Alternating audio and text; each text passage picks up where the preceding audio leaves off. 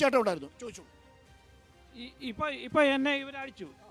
ഇവരോട് തന്നെ ഞാൻ ഇവരോട് ഞാൻ എന്റെ അമ്മ പ്ലാന്റേഷൻ ഡിപ്പാർട്ട്മെന്റാണ് ജോലി ചെയ്യുന്നത്. CID-ന്റെ നേതാവായിരുന്നു എന്റെ അമ്മ. അവർക്കറിയാം. അശോകൻ ചേട്ടൻ ഞാൻ ആരാണെന്ന്.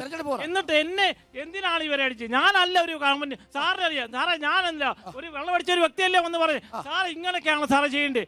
പിന്നെ നിങ്ങൾ ചോദിച്ചു BJP-യിൽ അദ്ദേഹം എന്തിനാ വന്നേന്ന്. തന്തയ്ക്ക് പറഞ്ഞോണ്ടാ വന്നേ.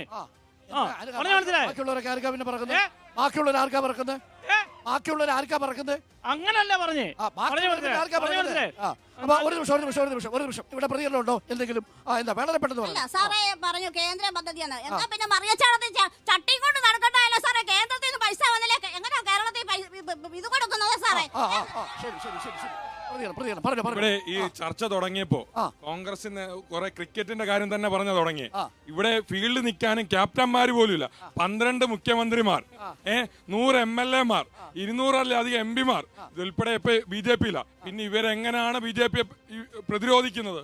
ഇവിടെ എന്തു പറഞ്ഞാലും ഇവിടെ ഉറപ്പാണ് തോമസ് ഐസക്. വികസനം വരണമെങ്കിൽ ഇവിടെ യുവജനങ്ങൾക്ക് BJP ഇവിടെ വലിയ വായിൽ വർത്താനം പറയുന്നല്ലോ. ഇപ്പൊ മൂന്നാല്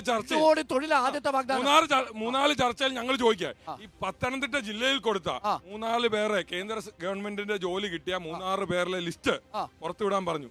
എത്ര പേരുടെ ലിസ്റ്റ് വിട്ടാൽ മതി? ഒരു 10 പേരുടെ വിട്ടാൽ മതി. 10 വർഷമായില്ലേ? 10 വർഷമാകുമ്പോ ഒരു 100 പേരെങ്കിലും വിടും. 100 പേരുടെയെങ്കിലും ലിസ്റ്റ് കേന്ദ്രത്തിൽ തൊഴിൽ കിട്ടിയവരെ വിടണം എന്നുള്ളൊരു വെല്ലുവിളിയാണ് വെച്ചിരിക്കുന്നത്. പത്തനംതിട്ട ജില്ലയിൽ. ശരി, എന്തിന്റെ പേരിലാണ് ഇവര് വോട്ട് ചോദിക്കാൻ പോകുന്നത്? അതെ, അതാണ് ഒരു ചോദ്യം. മറ്റൊരു ചോദ്യം, ഇവിടെ കോൺഗ്രസിന്റെ പ്രതിനിധി ഉണ്ടല്ലോ, എന്താണ് ഈ മണ്ഡലത്തിൽ ഐസക്കിന് സാധ്യതയുണ്ടെന്നാണല്ലോ LDF പറയുന്നത്? അല്ല, സ്വാഭാവികമായിട്ടും അവരത് പറയണമല്ലോ.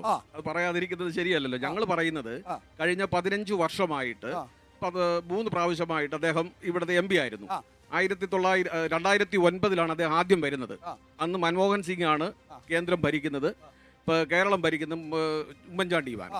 അന്ന് ഇവിടെ ഒരു വിമാനത്താവളം കൊണ്ടുവന്നു. ഇവര് രണ്ടുപേരൂടെ ചേർന്ന് അതിനെ അട്ടിമറിച്ചു. പിന്നെ 183 ഹൈവേ, അതായത് 183 നമ്പറാ, അത് ആന്റോയുടെ കാലത്താണ് ഇവിടെ കൊണ്ടുവന്നത്. പിന്നെ അത് അനുസരിച്ച് ഒരുപാട് വികസന പ്രവർത്തനങ്ങൾ നടന്നിട്ടുണ്ട്. ദൗർഭാഗ്യകരമെന്ന് പറയട്ടെ, കഴിഞ്ഞ 10 വർഷവും ND ആണ് ഭരിച്ചിരുന്നത്. അതുകൊണ്ട് തന്നെ അതിനകത്ത് 3 വർഷത്തോളം കോവിഡ് കാര്യങ്ങളൊക്കെ ആയിരുന്നു. അപ്പൊ അതുകൊണ്ട് തന്നെ എങ്കിലും 85% MP ഫണ്ട് ചെലവാക്കിയ ഒരു വ്യക്തിയാണ്. 63 ബസ് സ്റ്റാൻഡുകൾ ഉണ്ടാക്കുക, ഇതാണോ ഒരു MP-യുടെ പണി? ഇതിന് പഞ്ചായത്ത് മെമ്പർ വിചാരിച്ച നടക്കുന്ന കാര്യമല്ലേ? തീർച്ചയായിട്ടും പഞ്ചായത്ത് മെമ്പർ വിചാരിച്ചാലും നടക്കും. MLA-മാരും പഞ്ചായത്ത് മെമ്പർമാരും വിചാരിക്കാതിരുന്നത് കൊണ്ടാണല്ലോ അദ്ദേഹം അത് ചെയ്യാൻ വന്നത്.